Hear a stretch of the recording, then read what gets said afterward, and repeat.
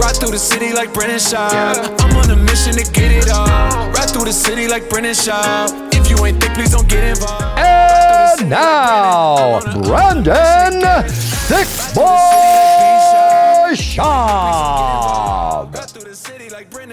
Yes, sir. Allergies. Kick in, baby. What's happening? It's Monday morning, March 23rd. How are you guys? Everybody good? My voice is a little hoarse and I'm sunburnt. I was at the baseball field from 7 a.m. to 7 p.m. yesterday, and it was about 90 degrees. So your boy is drained. I'm drained. Nothing better, though. Nothing better. Boys want it all, and I'll take it. I'll take it. So if I look sunburnt and my voice is a little crispy for y'all, that's why. But let's get into it. Coming fresh off the boat from a glorious fight companion with Joseph Rogan, Joey Diaz, and Eddie Bravo. Good time. Bad fights. We'll get into that. Bad fights. But when you're doing fight campaigns, sometimes, I mean, if the fights are great and there's big knockouts, exciting, obviously we'll pay more attention to the card. But with Eddie and Joey, they don't watch too much UFC. So, you know, there's going to be some Epstein talk. There's going to be some jiu-jitsu talk, some old school boxing talk, some octopus talk. Just the way it goes, unless the fights are cracking. Then they'll focus more on those. But it was expected. It was expected. This, and then I did smoke a cigar backwards. Did you? Was it on there? Oh, yeah. Oh, buddy. I'm getting roasted for it. MMA Guru called me out. I retweeted his post. Shout out to MMA Guru. Here's my thing. I was clearly joking around when I said I did on purpose to distract everybody from that shitty London card. Yeah, man, I smoked the cigar backwards. Here's it says, well, I mean, you can't really tell that. Well, it goes, the MMA Guru goes, in other news, Brendan Schaub smoked the cigar backwards yesterday night. All right. Aura, he doesn't play by society's rules. So at least he was nice about it. He could have been way meaner about it. Here's my thing. One, I don't know cigars. I only smoke them with Joe Rogan on Fight Companion. I have no other opportunity to smoke them. I'm not going to smoke at home, but I do like, out of all the vices that obviously I still do nicotine, haven't drank in a long, long time now, don't do any drugs, no more, none of that stuff. I will do a cigar when I'm doing Fight Companion. Those are Joe Rogan cigars. I love a cigar. I love a nice cigar. Don't know shit about them, but correct me if I'm wrong. I'm not trying to defend myself. I'm an idiot, clearly, but correct me if I'm wrong on this. There's no filter to a cigar. So it's not like if you're smoking a cigarette backwards, well, buddy, there's a filter and you're screwed. With a cigar, there's no filter. So what makes it backwards is just the labeling on there. So most traditional premium cigars don't. No, they don't. They don't. The big cigars you smoke don't have filters because they're cigars. So there's no really, I guess the way you'd be doing it backwards because you're looking at the label on it. But I cut it and I was like, fuck it. I cut it and it's all the same shit. It's all the same shit, but I get it. I get it. I get it now too. Like that's where the band is. That's where the band is. Yeah. I guess the trouble would be is you're smoking the chemicals from the band, from the label. Yeah. Plastic, whatever that is. But yeah, I don't know shit about cigars. Sorry guys. Sorry y'all. MA Guru called me out. All good. Still love you, bud. Still love you. But listen, I'd rather smoke 15 cigars backwards than rewatch that UFC London card. Here's the issue with all of this is a lot of you will remember, if you're new to the sport, meaning in the last 3-4 years, you're like, I don't get it. I thought it was a solid card. Sure. You got to realize UFC London, when they would announce like a Liverpool or London card, they were so wild, man. They were so intense. The matchups were great. You had the marquee names from that general area on the card. They were a big deal. You could always bank on the crowd sometimes the most entertaining part. The crowd was so lit, dude. The walkouts were insane. The arena was packed. If you notice, this arena was not packed in any facet. There was a Cage Warriors fight the night before, which some could argue is a better card that was sold out. And if you watch this video, you guys see it, you can tell from the energy of the crowd. So I obviously, companion, I'm doing my thing. I'm talking about Epstein and Octopus and stuff like that. Paid attention to the main event with Mosarv and Murphy. But outside that, we're bullshitting. Don't take what we say too serious, especially when we're scoring fights, because, it's all over the place, doing smelling salts and shit. But then I always rewatch it the next day, and then I'll watch it this morning before I come in here with no commentary. So you can't take what we say too serious about that. But you can tell that the crowd is just not into it. It's just dead for a variety of reasons. And I know a lot of you are probably listening, like, God, you've been so negative on the UFC lately. I just call it like I see it. I don't make this up. I'm not making up that the cards are watered down, that they don't have the talent to book over 40 cards a year. I'm not making this up. I'm not making up that the UFC isn't closing big name fights and they're going over to MVP. I'm not making that up. I'm not making up that Dana promises the best card ever and delivered a good card, but it's nowhere near the best. I'm not making any of that stuff up. And this is what I do. I talk about the current state of mixed martial arts, especially when it pertains to the UFC. So if everything was hunky-dory and they're crushing it, I'd be on here telling you everything's hunky-dory and crushing it. But when you call a spade, man, they're kind of dropping the ball right now.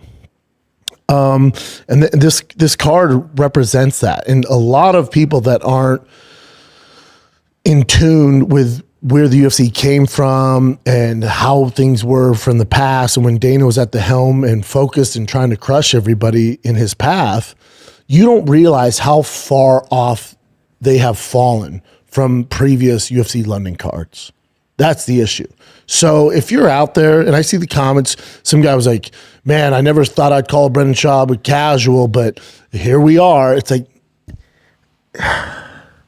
that's such a casual take because you have no context of where we're coming from, dude.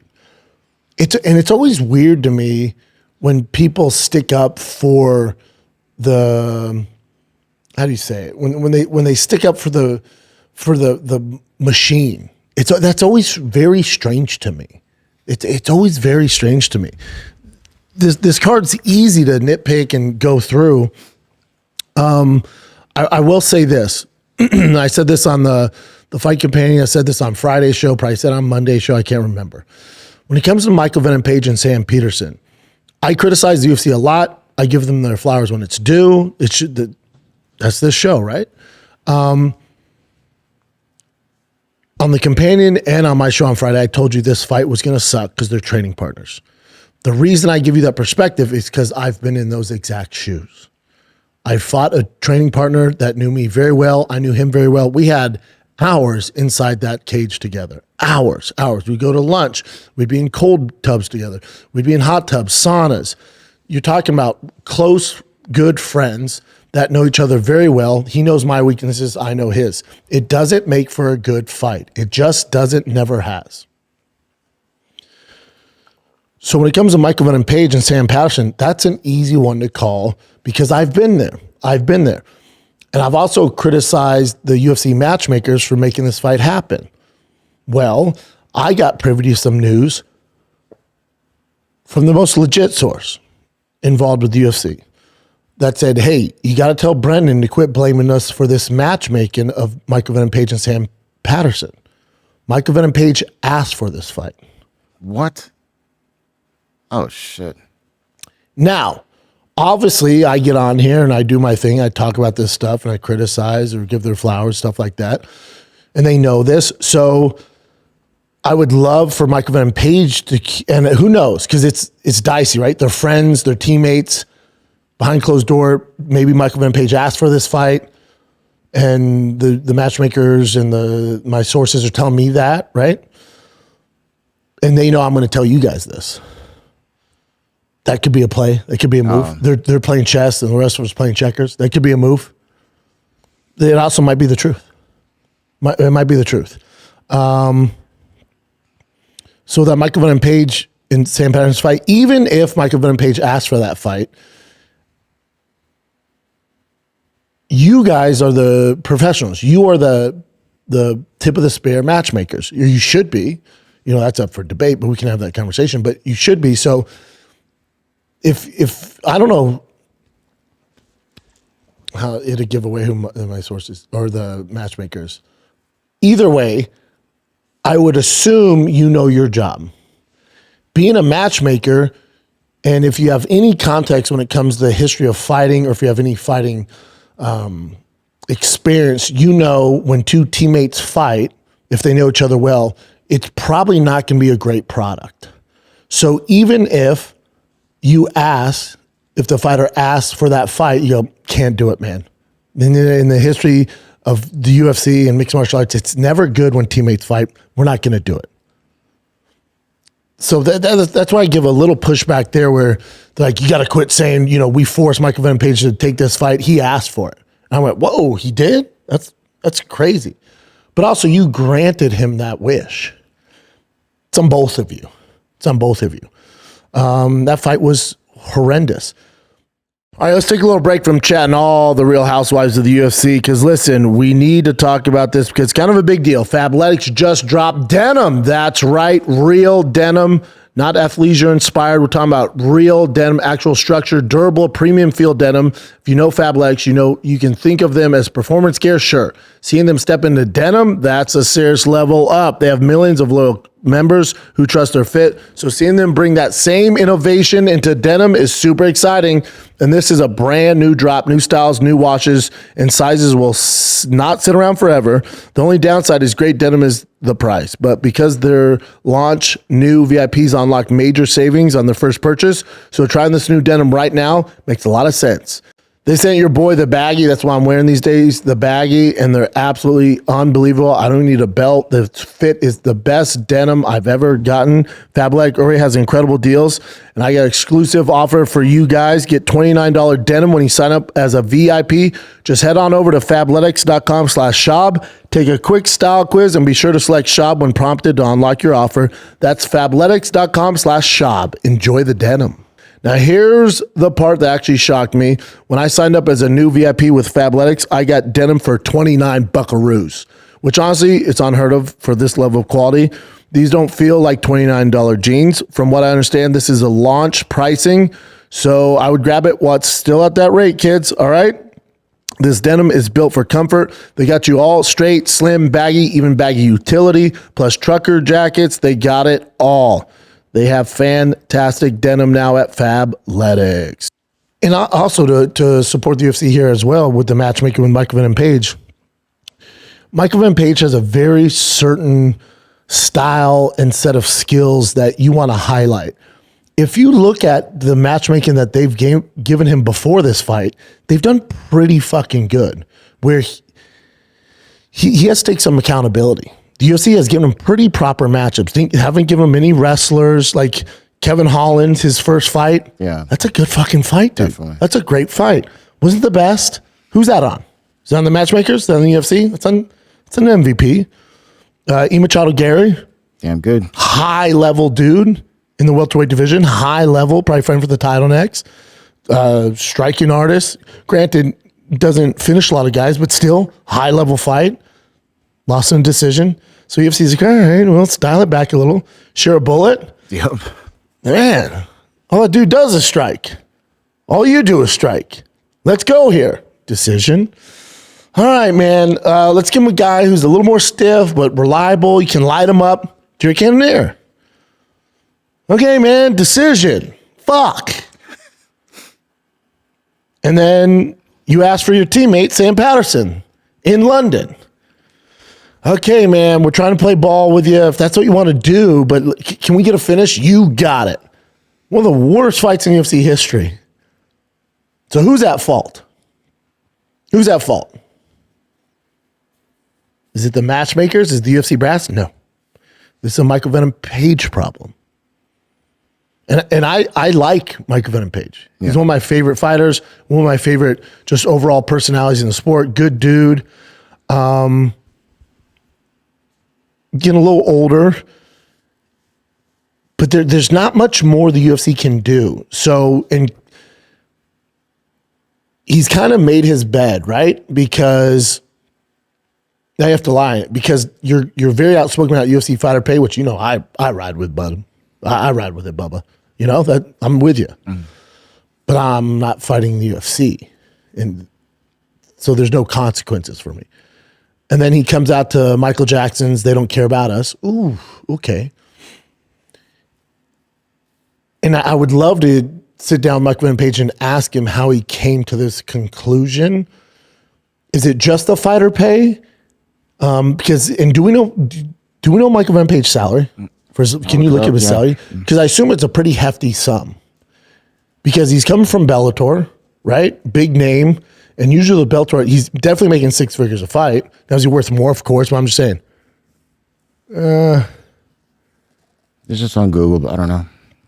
There's no way they're paying. There's no way Michael Venom Page signed. Well, it says right here, it says 30,000 to 100,000 per fight. His debut was apparently 94,000. It's low pay. Yeah. But that, who knows if that's real? Who knows if that's real? Now, I love when guys talk about fighter pay, but, you know, I assume he's on the higher end of the pay scale. So if you're the UFC, it's like, did you get your value back? And this actually hurts fighter pay. Because the UFC goes, all right, we're paying this guy 6 figures a fight.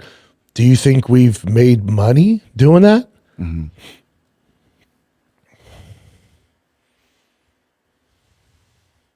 So you see here the contrast between Bellator, 70 to 100 in Bellator. So it said they paid him about 94, but that's including his win. So he's basically at... Is it because he's brand new or brand new-ish? They usually pay those guys. Like Will Brooks, they paid more.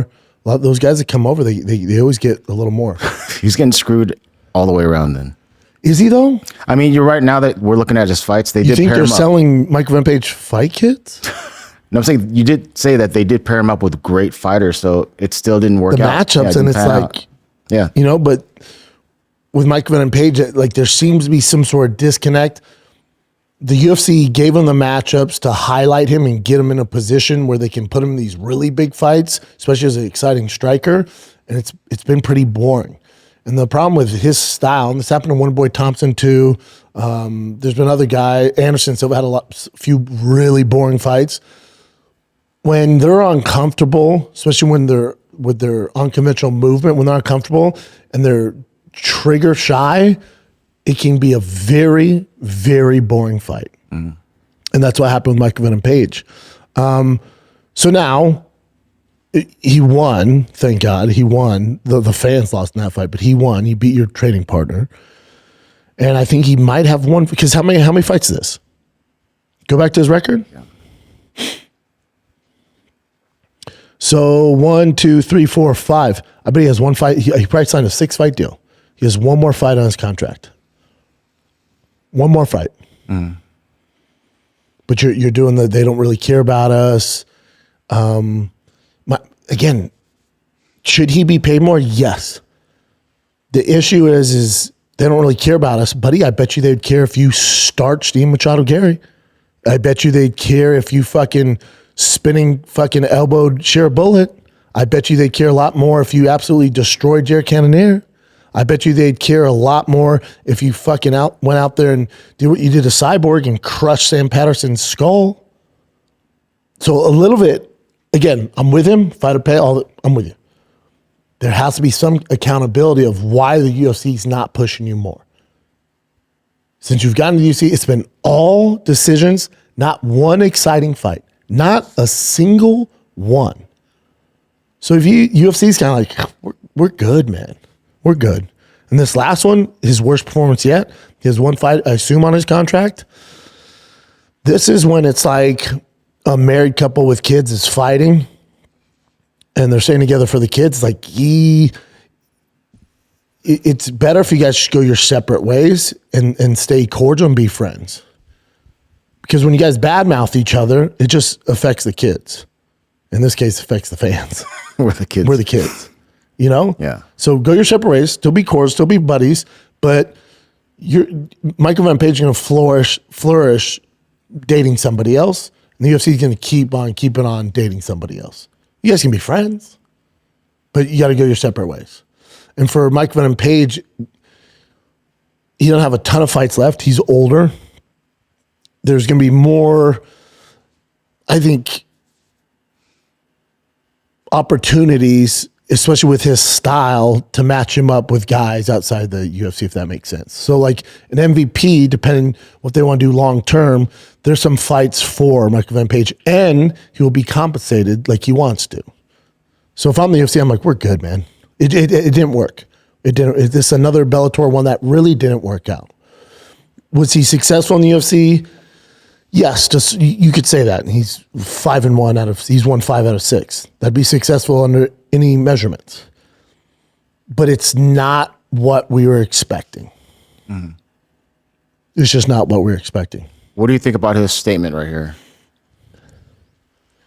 So this is from Championship Rounds, Champ RDS. MVP said it's getting more and more difficult when nobody really wants to engage. Everyone's on the back foot. It's more difficult to fight somebody that doesn't want to fight than fight someone difficult that wants to fight. I mean, he's fought some guys that, weren't just going backwards and wanted to engage. It does seem like he and his opponents they don't engage. They're like worried about each other. Because Michael Van Page is very awkward. Yeah, exactly. So that's like right now, let's say he has one more fight left. He should just go balls to the walls, crazy. It's just not his style. I know, and then he gets knocked out when he does by like Douglas Lima. I mean, you give him like a Gilbert Burns, a guy who doesn't really give a fuck, goes forward. You give him a high level wrestler where Michael Van Page is probably going to get taken down, but it's opened up to knees and flying knees and shit like that. But they're going to give him a motherfucker for his last fight. Yeah. If they don't release him. Mm-hmm. If they don't release him. Yeah, there were some bad fights on this, man. Some bad fights.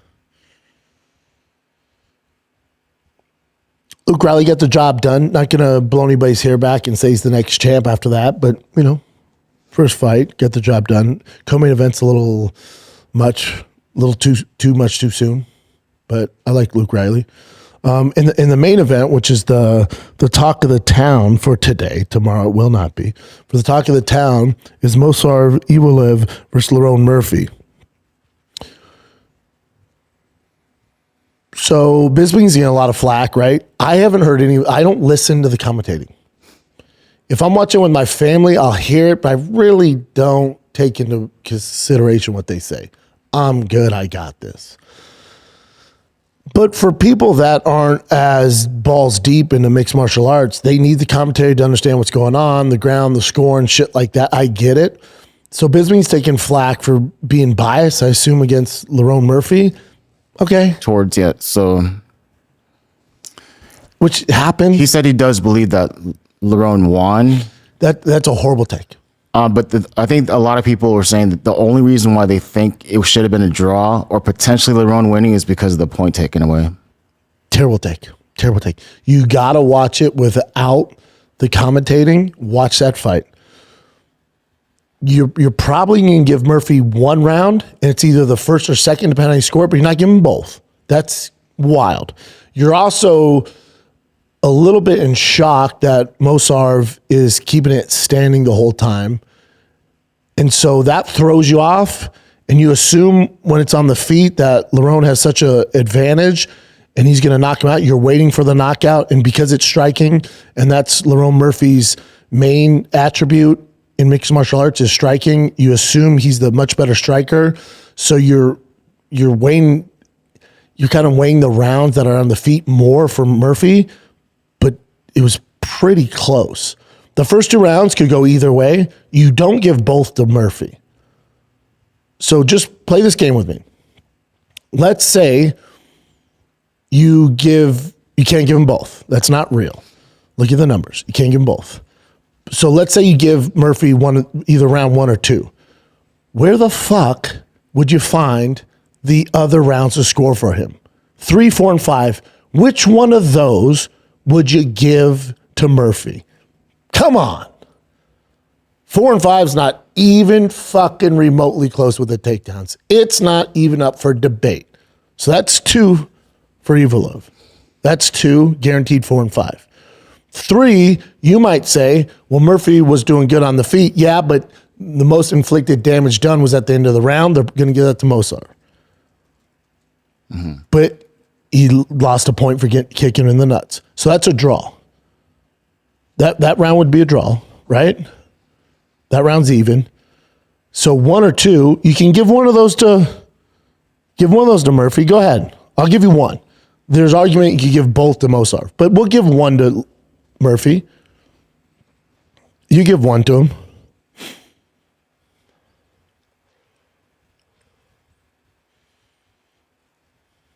You can give the second round to Murphy? He got outstruck? No. You give the first round to Murphy, second to Ivalo. Third round's close, but the number one thing they score on is damage done. He almost, he rocks him at the end there, so that closes that round, but he lost a point. Okay. 4 and 5 with the takedowns, they're even up for debate. So you have 1 round to Murphy. If in the very, very worst case scenario, which I don't see it, but if you are a Murphy fan, which I am, I'm biased towards Murphy. I wanted Murphy to win. I like, straight up, I like Lerone Murphy better than Ivalo. I prefer that he won. He was who I was rooting for, so I'm even a little biased towards Murphy. When I'm scoring, I still can't find more than 1 round for him. Mm-hmm. These are facts. In the very, very worst case scenario, if you're on Murphy's nuts, which most of us are, it's a draw. But there's no way in fuck you're scoring that for Lerone Murphy. There's just not. And I'm not a big Ivalo fan. Yeah. I think he's world class. I think he's going to be trouble for most of the division, which he obviously he's undefeated. But I'm not dying to see him fight again. I never have been dying to see the guy fight. There's argument that his fights against Arnold Allen, some of the other fights, you could score it for the other Aljo. You could score it the other way. I've never been a huge fan. When he's fighting, I have got to tune in. Never. And I think actually hurts the UFC if he becomes champ. Rogan and some of the fan base goes, well, he's the best guy, number one. I know, but still a business. He's terribly boring to watch for the most part. And the only reason, which I don't think he's into a lot of it, the only reason why he was standing the whole time is the pressure from the UFC to make it exciting. Mm. So instead of doing what he does best, which is grappling, you get kind of half-ass striking. It's good. By no means is it world class. By no means is he knocking guys out. Still going to fucking decision. He's the decision guy. Okay. So I was hoping, my whole point of all this, I was hoping Murphy won. I don't know how the fuck you find more than 1 round for him. I don't get it. Here's Aljo. Love Aljo. He's a man. Let's see what he says there. Just rewatch the first 3 rounds again. We're all confused on how scoring works in this sport. Not really. It seems more subjective than criteria-based. Not really, Bubba. Round 1, very close, but more activity from Murphy. He's on his back foot. Ivalov's the aggressor. If it's a close round, they're usually going to give it to the guy who's the aggressor. It's called octagon control, but carry on. Round 2, close, still Murphy ahead on strikes. He wasn't, though. Look at the CompuStrike numbers. You don't need to go to him, Chan. I've already looked this up. Murphy outstruck him the second round, so that knocks that out. So just already in the first 2 rounds, Aljo goes very close, but more activity by Murphy. He landed more shots if you look at the CompuStrike numbers, but he wasn't the aggressor, didn't land any big shots, but I'll give you the first round for Murphy. Okay, I'm with you, Aljo. Second round, close still, but Murphy ahead on strikes. Wasn't ahead on strikes, so that negates that, and he's the aggressor. So you're for sure scoring that for Ivalov. Okay, round 3, really tight until the last 25 seconds where Ivalov opens a cut on Murphy. Does that steal the round? It does steal the round because, again, damage done is the number 1 judging criteria. He hurt him and opened a cut over his eye. That's the most significant thing done in the fight through 3 rounds. You would give him that round. But he also kicked him in the fucking nuts. So that round's even. He lost a point, so that round's even. Okay? So it's 1-1. Round 4 and 5 clear for Mosarv. The fight is a draw. If round 3 is scored for Mosarv. I'm not mad at Aljo's take. I'm fine with a draw. I'm fine with a draw. Mm-hmm. It could easily have been a draw. Probably should have been a draw.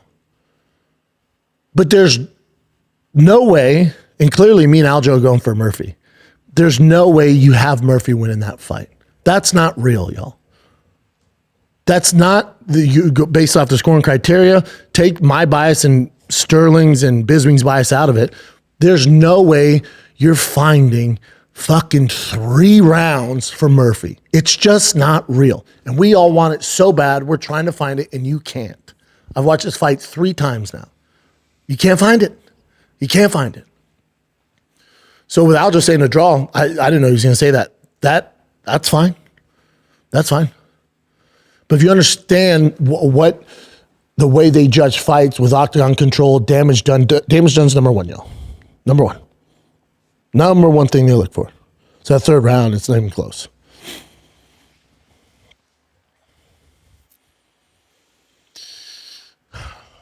But when you watch that fight, when you watch Murphy and Ivalov, did anybody watch it go, oof, both these guys could beat Volkanovski. Ooh, Volkanovski's in trouble. I went, yeah. Volkanovski's here. Rest of the division's here. So it doesn't make you excited for it, but I'll take it. Other thing I can tell you guys, and when I give you this information, I'm not pulling out of my ass for people to do reviews or ratings or headlines. I'm just telling you guys what it is, especially for the hardcores watching. I do it for you guys. I told you about Strickland Hamzat. I knew for a fact. I told you about Cyril Gane and Poatan because I knew for a fact. I'm going to tell you this because I know for a fact. Ivalov versus Volkanovski is next. It's not John Silva. There's rumors out there's John Silva. There's rumor, Armin, I got to save the division. That's all fun to talk about. And you're going to watch other shows that do what I do. And you're going to look at MMA fighting, MMA junkie, and you might see some of those headlines. Cool. I'm telling you, for a fact, 100% confirmed, it's Ivalov versus Volkanovski. End of story. That's what's next. I know for a fact. That's what's next. How excited are you about that? I'll watch it. I know you're going to watch it, but are you like pumped for it? No, I have never been pumped for an Ivalov fight, ever. And that's his problem. That's his problem. That's what's different with him and MVP. They're on the same card, so I'm making this correlation. MVP, I'm always excited because I know that's in there. I know he has the capability of pulling something crazy out, but his history in the UFC and his legacy in the UFC so far has not been that, but I know it's in there. So if somebody makes a mistake, this thing's over. It's going to be awesome. With Mosarv, you're getting 3 or 5 rounds of what he does, and it's going to be a decision. It's just that's the history. I'm excited to watch Volkanovski figure out that puzzle and fuck him up. Yeah. I'm excited to see if Volkanovski can finish him. I'm excited that Volkanovski is fighting an undefeated guy and is going to be the first one to take his O. That's cool because I'm a Volkanovski stan, But that fight was fucking atrocious. And it's a shame, too, because he's talking about fighter pay and this. And it's like, this doesn't help, dude. This doesn't help.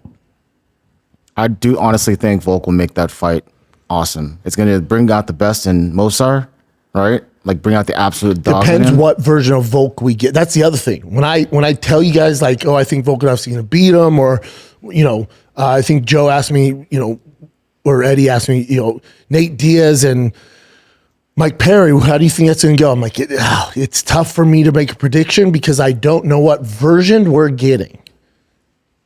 I don't know. So is this the fight where Volkanovski shows his age finally? I don't think so. Those do happen overnight too. So it happened, dude. It's fucking Cinderella midnight. Boom. And it's like, fuck, all my analysts was way off. Because I can't predict that. I don't know. I can't predict that. Nobody can. But he did just fucking mollywop Diego Lopez. Yeah. And those fights weren't competitive. So if that version of Volkanovski showed up, which fought in February 2026, he's going to fuck Ivalova up. Hopefully. Yeah. Probably decision, you know? He only got jacked up when he fights like, crazy. He went up a division. And then when he has no rest in between, that's the only time he gets messed up. And this time he just destroyed Lopez. So he's a nightmare to beat. Nightmare to figure out. Does everything world class. He's one of the very best to ever do it. And then obviously Ilya Mosar, we don't. Yeah. Mosar short nine in the office. Let me take a picture. Mm-hmm. Let's take a little break here because this episode of the Schaub Show is brought to you by Shopify. Starting something new isn't just hard, it's terrifying. So much work goes into this thing that you're not entirely sure will work out. It can be hard to make the leap of faith, but trust me, I know. When I started this podcast, although the business I've started, I wasn't sure what I was doing. Still really isn't. I'm not sure. What if no one listens? What if I make a fool of myself? What if no one buys the product? Sure. But with Shopify, they make it easy. Shopify is the commerce platform behind millions of businesses around the world. The big boys, 10% of all e-commerce in the U.S. from household names to brands just getting started like Drive Fast All Gas. Getting started with your own design studio with hundreds of ready-to-use templates. Shopify helps you build a beautiful online store that matches your brand style. Get the word out with their great marketing, best customer service, 24/7. They got it all, man. Also, the iconic purple Shop Pay button that's used by millions of businesses around the world. That's why Shopify has the best converting checkout on the planet. It's time to turn those what ifs into cha-ching with Shopify. Sign up for your $1 per month trial today at shopify.com/Schaub, all lowercase SCHAUB. That's shopify.com/Schaub. All right, man. Well, that's UFC London in a nutshell. They just got to step their game up. That's all it is. But again, they have to do 40 plus cards events a year. They don't have the bandwidth. It would be like, a very, very much smaller scale. Imagine if I had to do Schaub Show 5 times a week. It'd be fucking tough, man. There's just not enough good stuff going on. But let's say I had to do it because I signed a deal with Spotify and they're like, dude, we'll give you the bag. We'll give you 10 mil, but you got to do it 5 days a week. Now, I would do it. Of course. But Monday show's going to be lit. Friday going to be lit. Tuesday through Thursday is going to be tough. Yeah. But I'll do it. So with Paramount, they're like, hey, we'll give you $1 billion a year, but we need 40 plus fights. Of course, UFC is going to go, okay. And then they look at the roster like, shit. It's impossible. There's no way you have enough UFC caliber guys to fill the card. So you get a lot of fluff in between good fights. And then stars, you don't have the bandwidth or the energy or the marketing team to build stars. So it's this perfect shitstorm. That's what's going on. They'll figure it out.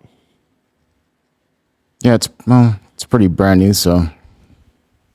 Yeah, but they were doing the same. Yeah, that's why I'm like, they're doing the same frequency with ESPN. Yeah. It's been like this for a while, but it's never been worse than this. What's this, Jen? I wonder if it's the same. It must be the same as this. So when Dana White's saying that he's not letting UFC fighters go into the actual Zuffa boxing part of it, and this is him talking. So the exact quote is Dana White just said he's never letting his top UFC stars like Alex and Ilya do a boxing match. No in hell for what? The crossover fights suck. That's not what we do. I want to see the best fighters in the world fight the best fighters in the world. Play it. Mm-hmm. Top guys in MMA, Topuria, Sean O'Malley, Alex Pereira, have voiced their interest in having big super fights in boxing. Are you interested in having those guys have one-off super fights? Topuria, Pereira. No. You wouldn't be interested in promoting those fights? No way in hell. The crossover fights suck. That's not what we do. Sure. I want to see the best fighters in the world fight the best fighters in the world. I understand what you're saying, but from a business perspective, if then Pereira tries to get off, there's other networks and other people that do that shit. That's not what I do. I did it once. I did it once. Yeah, but let him out of his was contract so he can do Yeah. it. Well, I don't know if it was amazing. It was financially unbelievable. But how many times can you keep fooling people with that? I run a business that every Saturday, basically, I put on fights. We try to put on the best fights with the best fighters in the world. And you hope that the people that got hotel rooms, bought tickets, and spent all this money to come here, and the people who stayed home on a Saturday got what they were hoping for. You hope you deliver. And what I hope to deliver on Saturdays we is haven't as been many doing holy that. shit moments as possible. Positive? I'm going to co-sign this with Dana. He's right. Name one crossover fight that's been dope. Name one. Go. A crossover fight. Name a crossover fight. So big name MMA guy versus big name boxer. That's been an actual good fight.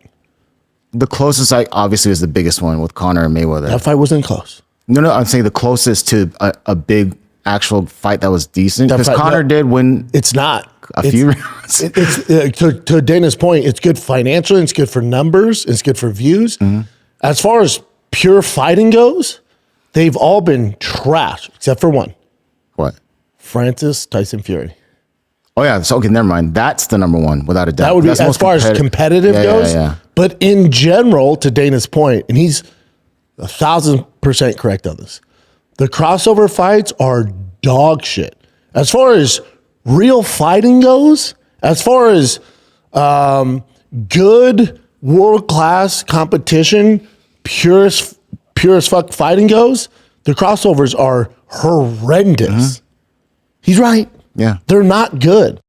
My question for Dana and anybody who's in the Netflix MVP, all that stuff. Dana, I understand you don't want to do the crossover fights. I agree. For the pure fight aspect of it, they're awful. They're not even remotely close. They're not great fights. They're pretty boring. They're not competitive. I'm with you. My question for him would be, to Dana, why do you think that these MMA stars want to cross over into boxing so bad? Now I know the answer. Money. So knowing that answer, Dana, do you think we would get less crossover appeal if the fighters were compensated like the boxers? If the UFC fighters were compensated what they're worth, like the big name boxers are, do you think we'd still get crossover? Now I know the answer. It's no. You think Francis wanted to go in there and fight Anthony Joshua? Do you not think that Francis is very aware that he's at such a lower level striking wise than Anthony fucking Joshua? Of course. Yeah. Do you think Conor McGregor actually thought he was going to knock out Floyd Mayweather? No. I don't know, dude. No, the answer is no. We know All right, this. fine, whatever. If you've been in the game long enough, you know there's You're an actual fighter, so yeah. you know there's no chance in fuck. The only reason these guys are doing it, and they know they're going to lose. They know it's going to be L on their record. All of them are very aware of this. They all know this. But you're doing it for the bag. Yeah. And that's the elephant in the room. That's the overall message with all of this. Why does Nate Diaz? Why does Ben Askren? Why does Mike Perry? Why does insert MMA guy? Why does Woodley? Why does insert famous UFC guy? Why are they taking these fights when they're well past their prime? They know they're going to lose because they didn't make the money doing the profession at the highest level in the first place.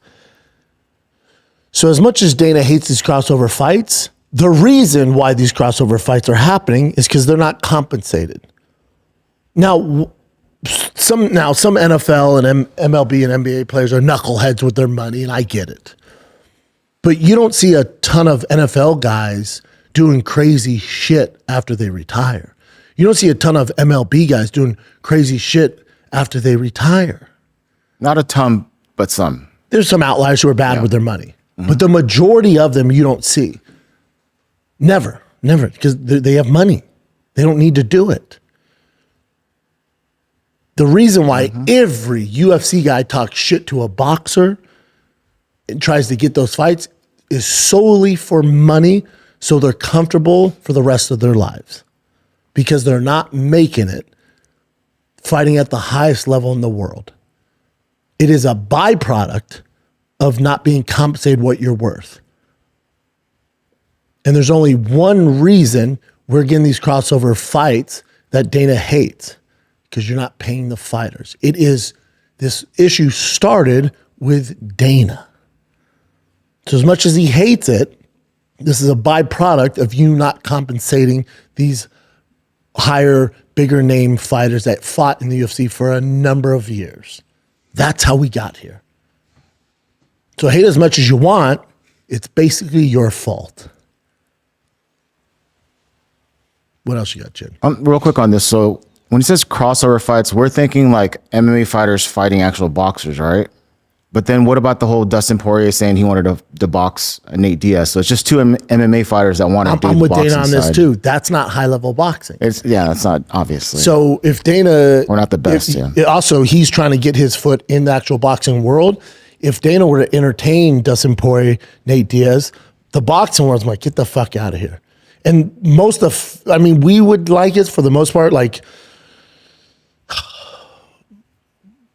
some of the hardcores would like it. As far as doing numbies, it's not going to do that, because Dustin versus Nate, although the MMA fan base, we view them as good strikers, in the grand scheme of real boxing, they're not high-level strikers. I tell you guys this all the fucking time. You got to be careful calling people world class. It gets thrown out way too often these days. Dustin Poirier and Nate Diaz in mixed martial arts are high-level strikers. They'd be world class as far as UFC, even that's up for debate. But in real striking, that they're not world class. They would get absolutely fucking mollywopped by a guy ranked 300 in their weight class, and if all he did is compete in boxing, annihilated. That's real. And I would rather watch them do MMA in the first place. So I'm not sure why Dustin was even asking for a boxing match with Nate. Something to do money. I mean, why not MMA? Hey, he's old as fuck, dude. No one's trying to see them fight MMA. I don't know. All right. Oh, this is just an interesting fact. I guess this is from Combat Fever. It says MVP in the UFC finishing rate is 0%. Finishing rate before it was 80%. Now, what's the common denominator here? Why would a guy as excited as MVP, why was he at an 80% finish rate before the UFC? It's hard to figure out. Oh, that's right. Because he's not fighting upper echelon fighters. I've been saying this for fucking ever, and people want to hate on me for it. If you're not in the UFC, you ain't shit. Yep. Everyone wants to act like Bellator and Ryzen and PFL and one championship. Weird. Because they come over to the UFC and he's just a guy. Why do you think that is? Oh, that's right, because you're not getting cupcakes. And again, the UFC is not at fault here for him having 0 finishes. They've given him ideal matchups. Guys that are only wanting to strike. The UFC is not at fault here. MVP has to take accountability. They've given you fucking ideal matchups. They did, yeah. Looking back, they did. Ideal matchups. They've done a great job with him. So who's it on? It's on MVP. Yeah. And his opponents, but mostly MVP, right? His opponents are a part of it as well because they're It's both. MVP. No, it's... All right. I think this is kind of reaching, but you'll see what happens here. This is, the article says Dana White just leaked the opponent for Conor McGregor's UFC return. And here's the interview. Give me one sec.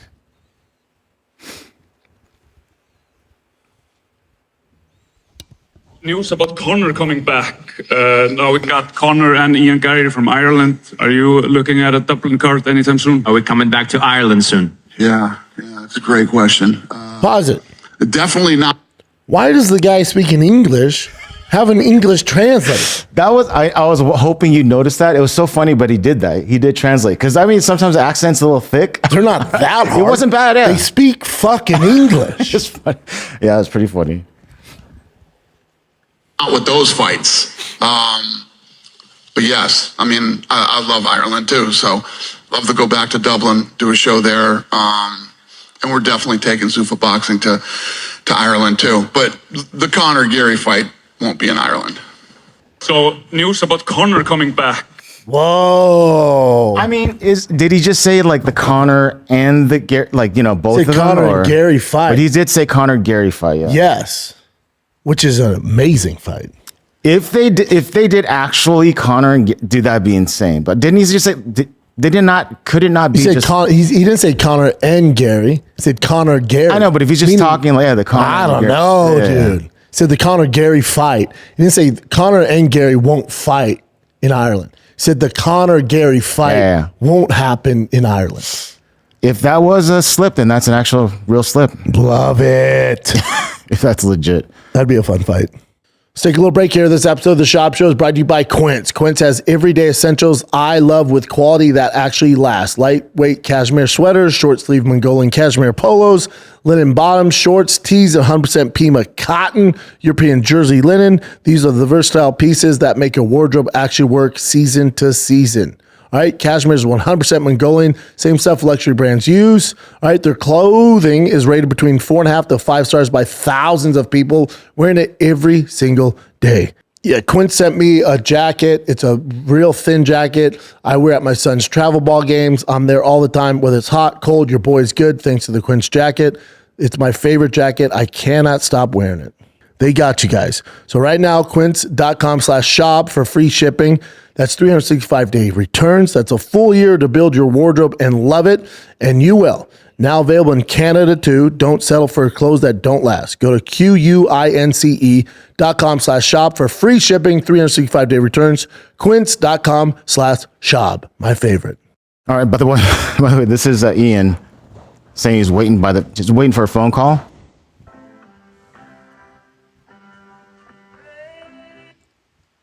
So hopefully that is the actual Conor fight. That would be freaking. That's why they're not calling him, huh? Yeah. And then this also appeared too. Ooh, it's all lining up, y'all. Conor McGregor officially cleared for UFC return after Let's completing go. 18-month ban. Let's go.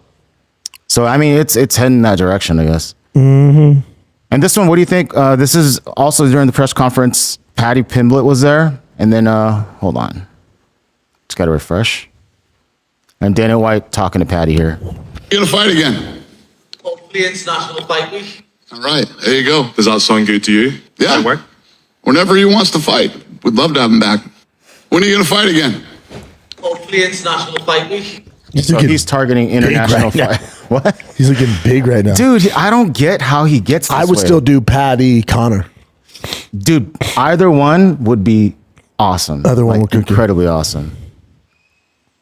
This is also a kind of a rumor, but it seems like it's heading in. It seems like it's true because both of them are teasing this as well. So Ankalaev versus Robert. I don't like it. Because Robert's moving up to heavy or light Yeah, heavyweight. Ankalaev's such a big light heavyweight. Mm-hmm. Jamal Hill, Robert Whittaker's the fight. That'd be fun. And then, like, why are you starting with the very tip of the spear? Granted, he's royalty in the middleweight division. Like, introduce him to Jamal Hill, give him a favorable matchup, get a good win, and then you start cooking with this. What up, man? Looking snazzy. Thank you. Nicholas just arrived. That's such a tough. Why not set up Whittaker for success? That's Ankalaev's probably the a craziest fucking nightmare matchup for his everybody. first, yeah. And they clearly don't want him as champ. But Whittaker as champ would be fucking cooking. Whittaker, Olberg, Whittaker, Yeri. What are you doing? Yeah. Get this shit out of my face. Get that out of here. Don't do that. Is that real? That's a It's rumor. looking to be real. Rakic, he's officially moving to heavyweight. This is from this article. And this is how he's looking so far right now. He's a big ass light heavyweight. Yeah. And remember we talked about before how like the heavyweight division they can have light heavyweight guys go up right now, and this is like the perfect time. Yeah, you're gonna be top 5. You're gonna be top 5 right away. Yeah. Heavyweight's a different animal though. Yeah. Them boys hit hard, but he should have success there. Success meaning, whatever that means, the heavyweight division. Yeah. And did we discuss this yet? No. Okay, so Shara Bullet versus Michelle Pereira. Michelle's that crazy guy that does flips and all that stuff before the fights. Yeah. I'm just saying for the audience in case they don't know. So that's going to be on that Baku card. That's a fun fight. Yeah. Okay. And this is just Dana White answering a question about what he thinks about Nate Diaz fighting Mike Perry. Now, Rogan told me he heard Nate's getting at least 10 mil for this fight. He said more.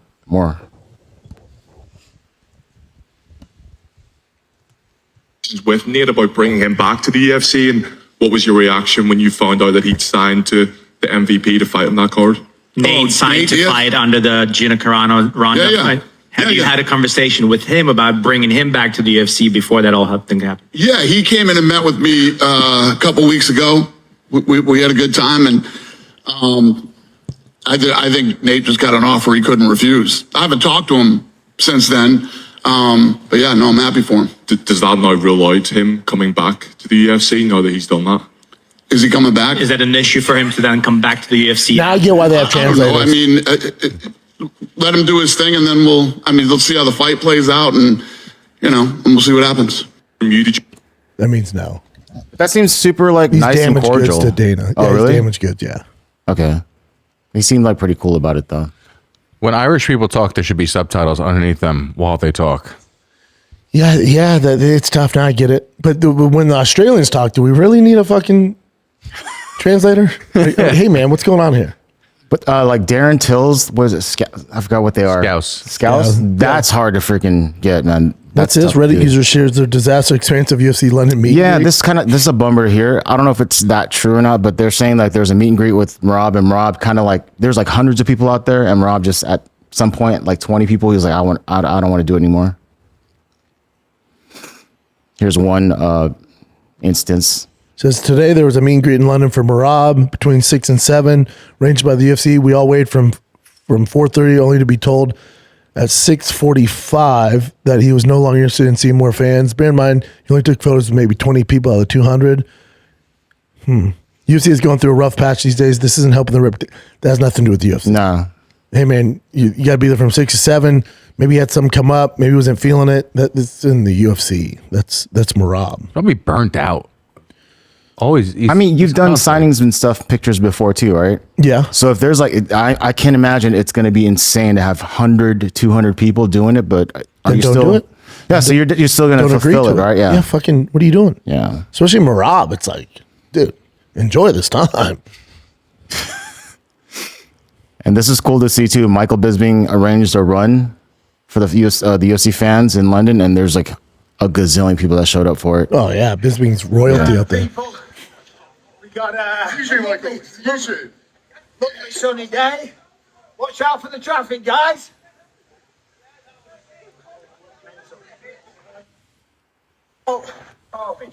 Literally. Anyway, there's an actual scene where you can see a gazillion there. That's cool. Yeah. Yes, Michael Bisping in fucking London, dude. Yeah. And what do you think about this matchup? I'm big on Edmund Shabazian. So Edmund Shabazian versus Brendan Allen. That's not an easy fight, Brendan Allen. Edmund was that kid. He was that big prospect. He found some hard times, but now he's starting to cook. Yeah, he has all the talent. He's starting to cook. That's not an easy fight for Brendan Allen. Shabazian has all the talent. Especially now. He's getting way better now. For Look at this number one. Joe Rogan blames matchmakers for a crazy bad fight between MVP and Sam Patterson UFC London. Weird. How'd he come to that conclusion? That fight was so boring. I told you, I was like, I decided to just start doing errands. Oh, yeah. I was like, I have things I have to do. Yeah, that's during the Fight Companion. You were there. Yeah. And so on the MVP card, It looks like Muhammad Mokaev. Apparently, from the rumors, this is supposed to be like the best matchup on the card as far as like style, like fighting wise, like quality of fighting. I don't know who it is, but that card's building up like crazy now too. Yeah, that thing's getting tasty. People are talking about, and I don't think it's true. DJ? Yeah, I don't think so. I think people are just wishful thinking. Yeah, that'd be fucking Dillashaw? insane. No, Mighty Mouse. Oh, I think you said TJ. No, you said DJ. I thought yeah. he said TJ. Sorry. Oh, that'd be freaking sick. And this is Gina Carano talking about Dana White. Questions. Okay, let's go to fan questions. Let's take a little break here. The Shop Show is brought to you by Progressive Insurance. You chose to hit play on this podcast, Smart Choice. Progressive loves to help people make smart choices. That's why they offer a tool called Auto Quote Explorer. Allows you to compare your Progressive car insurance quote with rates from other companies. I just used it. I got a new truck. Trying to bundle all my cars into one place. Progressive made it super easy with their Auto Quote Explorer. You save time on research and can enjoy the savings when you choose the best rate for you.